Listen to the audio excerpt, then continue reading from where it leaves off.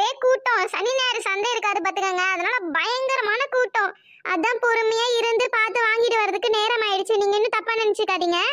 அப்படியா? சரி சரி பரவாயில்ல, இருக்கட்டும் இருக்கட்டும். அவங்க யார், உங்க சம்மந்தியா? ஆமா ஆமா, என் சம்மந்தி தான். நீங்க எனக்கு என்ன முறை வேணும்னு எனக்கு தெரியாது, நான் உங்க அக்கானே கூப்பிட்டுக்கட்டா? சரிம்மா, உனக்கு எப்படி தோணுதோ அப்படி கூப்பிட்டுக்க. சரிங்க அக்கா, நீங்க நல்லா இருக்கீங்களா? நல்லா இருக்கேன். வர வழியில எந்த சிரமமும் இல்லல? என் பையன் கரெக்டா கூட்டிட்டு வந்துட்டானா? அதெல்லாம் கரெக்டா கூட்டிட்டு வந்துட்டாமா. சரி சத்த நேரம் இருங்க. யாழ்னி யாழ்னி. சொல்லுங்கம்மா. இந்த டீ இதுல காய்கறி பழம் எல்லாம் இருக்கு. பழத்தெல்லாம் தூக்கி ஃப்ரிட்ஜ்ல வை. அப்புறம் தக்காளியை ஃப்ரிட்ஜ்ல வச்சிரு. மீதி எல்லா காயும் வெளியே கூடையில வச்சிரு. சரிங்கம்மா. அப்புறம் மீன் வாங்கிட்டு வந்தேன். அங்கேயே வெட்டி வாங்கிட்டு வந்துடலாம்னு நினைச்சேன். ஆனா வெட்டுற இடத்துல அம்புட்டு கூட்டம். அதனால நீ என்ன பண்ணு, அழகா சுத்தம் செஞ்சு வெட்டி வச்சிரு. சரிங்கம்மா. கல்லுப்பு போட்டு நல்லா கலந்து வை. நான் கொஞ்ச நேரம் கழிச்சு வந்து ஆனத்தை காய்ச்சிறேன். என்ன சரியா? சரிங்கம்மா. வந்தவங்க காலையில இருந்து சாப்பிட்டாங்களா என்னன்னு தெரியல. சீக்கிரமா நம்ம சமைச்சு கொடுக்கணும். அதனால சொன்ன வேலையை சீக்கிரமா செய். நேரத்தை கிளப்பிட்டு இருந்தேன். நான் எப்படி டென்ஷனாவே நினைக்கே தெரியாது, சொல்லிட்டேன். சரிங்கம்மா சரிங்கம்மா.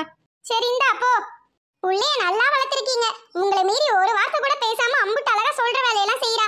நீங்க மட்டும் என்னக்கா உங்க புள்ளைய நல்லா வளர்க்காமையா போயிட்டீங்க? பூமாரி எவ்வளவு தங்கமான புள்ள தெரியுமா? எங்க வீட்டுக்கு அவ விருந்தாளியா வந்திருக்கா. இருந்தாலும் அவ வீட்டுல வேலை செய்யற மாதிரி எல்லா வேலையும் இழுத்து போட்டு செஞ்சுக்கிட்டு இருக்கா. என்னது, பூமாரி வேலை செய்யறாளா? அவ நம்ம வீட்டுல ஒரு வேலையும் செய்ய மாட்டா, இங்க வந்து வேலை செய்யறாளாமா? அதிசயமால இருக்கு. கொஞ்ச நேரத்துக்கு முன்னாடி கூட நான் சந்தைக்கு போறேன்னு சொன்னேன்.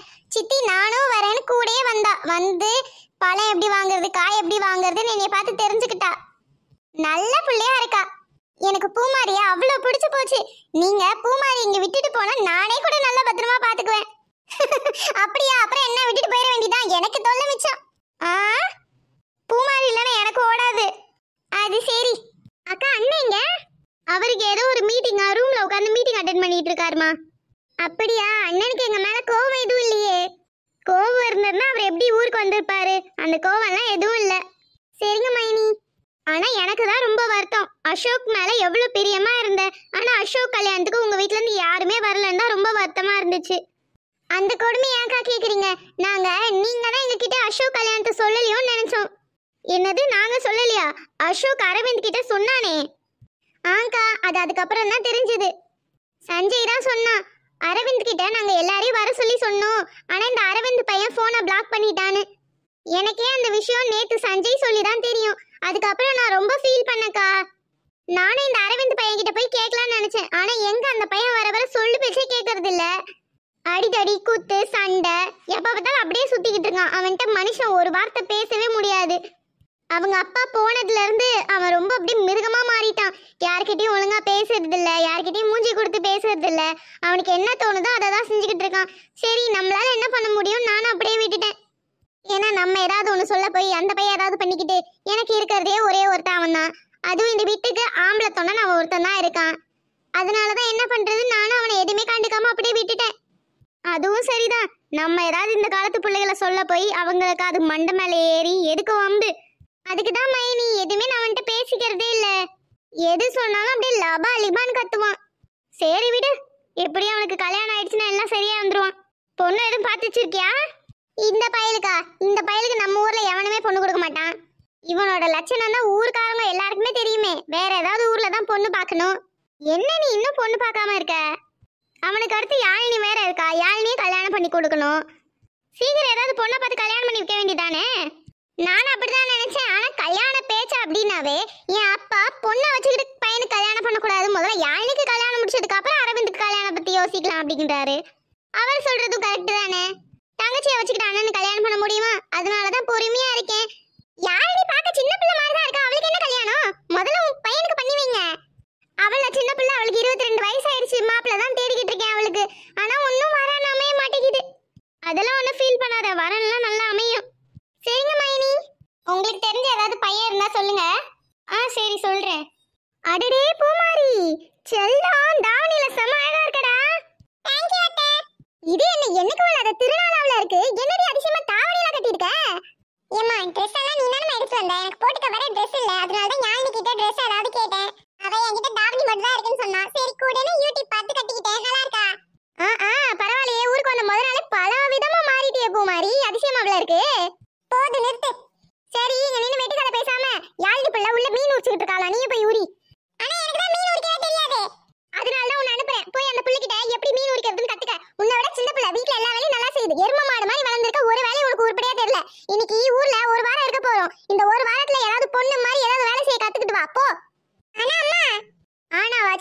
ஆச்சு, சொல்ற வேலையை செய்ய பூமாரி போ. ஐயோ அக்கா, அவன் நம்ம வீட்டுக்கு வந்த விருந்தாளி, அந்த பிள்ளைய ஏன் வேலை வாங்குறீங்க? இப்பதான் அவ்வளவு தூரம் மார்க்கெட் வரைக்கும் வெயில் என் கூட வந்தா. ஜூஸ் ஏதாவது குடிக்கிறியான்னு கேட்கறத விட்டுட்டு போய் மீனை உரிக்க சொல்றீங்க. நீ சும்மா இருமா. அவ இந்த மாதிரி வேலையெல்லாம் நான் கத்து கொடுத்தா கண்டிப்பா கத்துக்க மாட்டான். உன் பிள்ளைகிட்டயாவது ஏதாவது கத்துக்கிட்டோம். ஒண்ணுத்துக்கும் பிரயோஜனம் இல்லாதவன். போது நிறுத்து, நான் எல்லாத்துக்கும் பிரயோஜனம் உள்ளதான். இப்ப பாரு, மீனை போய் அவ்வளவு அழகா கட் பண்ணிட்டு வந்து காட்டுறேன்னு பாரு. பாப்போம், கிளம்பு. ஏக்கா பாவம்க்கா பூமாரி, ஏன்க்கா இப்படி கத்துறீங்க? இவங்க 2 பேருக்குள்ள இது எப்பயுமே நடக்கிறது தான். அது சரி, நானும் என் பிள்ளைகிட்ட இப்படிதான் கத்திக்கிட்டு இருப்பேன். எல்லா அம்மாவும் ஒரே மாதிரிதான் இருக்கும் போல. ஆமா ஆமா. ஐதற்கால வீரன் தான் குதிரை ஏறி வருவானோ, காவல் தாண்டி என்னைத்தான் கடத்தி கொண்டு போவானோ, நெஞ்சுக்குழிவரை ஆசை சேமிக்கிறேன், யாரவனோ யார் யார் யாரவனோ. வேற யாரு? என் சஞ்சய் மாமன் தான். எப்ப என்ன இந்த ஊர்ல இருந்து கடத்திட்டு போறாருன்னு தெரியல. என் சஞ்சய் மாமனை பத்தி நினைச்சாலே மெழுகா உருகுறேன். ஆனா அவருக்கு தான் இதெல்லாம் தெரியுதா தெரியலையான்னு தெரிய மாட்டேங்குது. ஊருக்கு வந்தமே மாமன் பொண்ணை பார்த்து ஒரு 4 வார்த்தை பேசணுமா, மாமன் பொண்ணை பார்த்து ஒரு 4 சைட்டை போட்டோமா, அப்படிலாம் இருக்கிறாரா? நானே போய் வலிய பேச வேண்டியதா இருக்கு. எத்தனை வாட்டி தனித்தனியா மீட் பண்றோம். 2 வார்த்தை யாழி வந்து உட்கார உங்ககிட்ட கொஞ்சம் பேசணும்னு சொல்றாரா? வெக்கத்தை விட்டு நானே போய் 2 வார்த்தை அப்படி சொல்லிட்டேன். என் மாமனுக்கு கொஞ்சம் கூட பொறுப்பே இல்லை. பரவாயில்ல, அதுக்கு தான் நான் இருக்கேனே. என் மாமனுக்கு பொறுப்பு எல்லாத்தையும் நான் சொல்லி தரேன். என் மாமன் தான் எனக்கு மட்டும் தான். சஞ்சய் மாமனை பத்தி நினைச்சாலே அப்படியே பாட்டுல அருவியா வந்து கொட்டுது. இதெல்லாம் அவர் முன்னாடி பாடி காட்டணும்னு ஆசைதான். ஆனா எங்க, இதுக்கெல்லாம் வாய்ப்பே கிடைக்க மாட்டேங்குதே. சரி, ஏதாவது வாய்ப்பு உருவாக்குவோம். ஏ மச்சான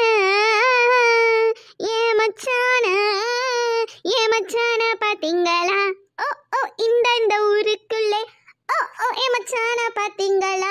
ஓ நம்ம ஊருக்குள்ளே. யானி, ஐயோ பூமாரி அக்கா, என்ன என்னைய பார்த்து ஒண்ணு பயப்படுற? சேச்சா, அப்படிலாம் இல்ல. நான் பாட்டு பாடிட்டு இருந்தேனா, அதான் நீங்க அதை கேட்டுட்டீங்களோன்னு பயந்துட்டேன். ஓ அப்படியா, சரி சரி. நீங்க என்ன இந்த பக்கம்? உங்களுக்கு எதுவும் வேணுமா? நான் ஏதாவது போட்டு தரணுமா? சொல்லுங்க, போய் போட்டு தரேன். ஆனா இந்த மீன்லாம் வெட்டி முடிச்சுட்டு வந்து போட்டு தரேன். அதெல்லாம் ஒண்ணு வேணாம்.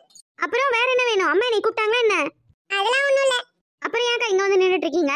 எங்க அம்மா தான் உன்னை விட சின்ன பிள்ளையா, நீ தனியா வெயில்ல உட்கார்ந்து மீனை உரிச்சிட்டு இருக்கா, நீயும் அவனுக்கு போய் ஹெல்ப் செய்யன்னு சொல்லி அனுப்பிச்சு விட்டாங்க. அப்படியா? இந்த இருங்க, போய் இன்னொரு அருவாமனை எடுத்துட்டு வரேன். அருவாமனையா? எனக்கு அருவாமனையில எப்படி வெட்டணும்னே தெரியாது. கத்தி ஏதாவது இருந்தா எடுத்துட்டு வா. கத்தியா? மீனை போய் யாராவது கத்தியில வெட்டுவாங்களா? மீனெல்லாம் அருவாமனையில தான் வெட்ட முடியும். நீங்க ஒண்ணு வெட்டி தர வேணாம், நீங்க போங்க, நானே பாத்துக்கிறேன். நான் இப்ப மட்டும் போனேன், எங்க அம்மா கேவலமா என்ன வண்டியா கேட்பாங்க. அதுக்காக தான் எனக்கு மீன் வெட்ட தெரியலனாலும் சரி வெட்டி பழகலான்னு வந்தேன். ஏக்கா, உங்களுக்கு என்னதான் தெரியும்? மீனை வெட்ட தெரியாதா? நான்லாம் 10 வயசுல இருந்தே மீனை வெட்டுவேன் தெரியுமா? மீனை வெட்ட தெரியாதுன்றீங்க, அருவாமனையில வெட்ட தெரியாதுன்றீங்க. ஐயே, என்னதான் உங்க அம்மா உங்களுக்கு சொல்லி கொடுத்தாங்கன்னு எனக்கு தெரியலையே.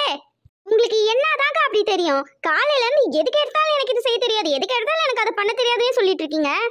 உங்களை விட ஒரு வயசு சின்ன பிள்ளை தானே நான். எனக்கு எல்லா வேலையும் தெரியுது, உங்களுக்கு ஒரு வேலையுமே தெரியல. உங்களுக்கு அசிங்கமா இல்லையா நீ பாக்கும்போது? இந்த பாரு யாழினி, ஓவரா பேசாத. எங்க ஊர்ல எல்லாம் மீன் வெட்டியே இருக்கும், அததான் நாங்க வாங்கிட்டு வந்து சமைப்போம். அதனால மீன் வெட்ட எனக்கு தெரியாது. என்னமோ உனக்கு மட்டும் எல்லாம் தெரிஞ்ச மாதிரி பேசிட்டு இருக்கா, சரியா? இப்ப ஏன்க்கா சம்பந்தமே இல்லாம சண்டை போடுறீங்க? என்ன பார்த்தாலே உங்களுக்கு சண்டை போடணும்னு தோணுதா? நான் அப்படி என்ன உங்களை தப்பா கேட்டுட்டேன்? மீன் வெட்ட தெரியாதான்னு தானே கேட்டேன். அதுக்கு எதுக்கு என்ன இப்படி திட்டுறீங்க? நான் உன்னை எங்க திட்டினேன்? நான் உன்னை திட்டவே இல்லையே, உன்கிட்ட சரிதானே சொல்லிட்டு இருந்தேன். இல்ல, இப்ப நீங்க தானே திட்டுனீங்க. உங்களுக்கு என்னைய பார்த்தா பொறாமையா இருக்கு, அதனால தான் நீங்க என்ன திட்டுறீங்க. சீ, நீங்க இப்படி இருப்பீங்க நான் கொஞ்சம் கூட நினைச்சே பார்க்கல. யாய், நீ ஓவர் ஆக்டிங் பண்ணாத, சரியா? யார் இப்ப ஓவர் ஆக்டிங் பண்றா? எல்லாம் நீங்க தான் பண்றீங்க.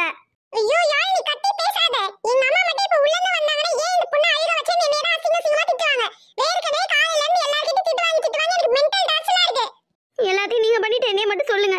நீங்க ஒண்ணு எனக்கு எதுவும் ஹெல்ப் பண்ண வேணாம், நீங்க உள்ளே போங்க. இதுக்கு மட்டும் அப்படியே ஆசை பாரு, எல்லாம் எங்க அம்மாவை சொல்லும்.